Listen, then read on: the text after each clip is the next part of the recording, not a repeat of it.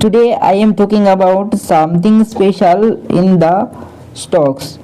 These stocks trade at this moment $530 and these stocks give 1.5% return. These stocks give in the last 5 days only 3% return. In the last 1 month these stocks give approximately 6% return. In the last 6 months approximately 5% return, and year to date return you can see, and 1 year's return which is 14%. Very good return here you can see.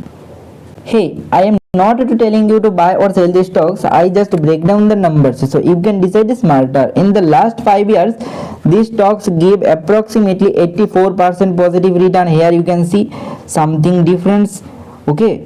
But if you see in the whole return, that means 2100, okay.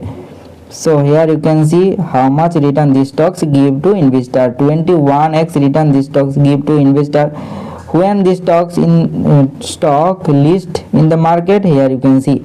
But if you compare these stocks in the class A, so class A stocks 2500x growth, but these stocks give low growth. So what do you think about these stocks? Please comment below. Always do your own research before investing. Follow for more stocks breakdown.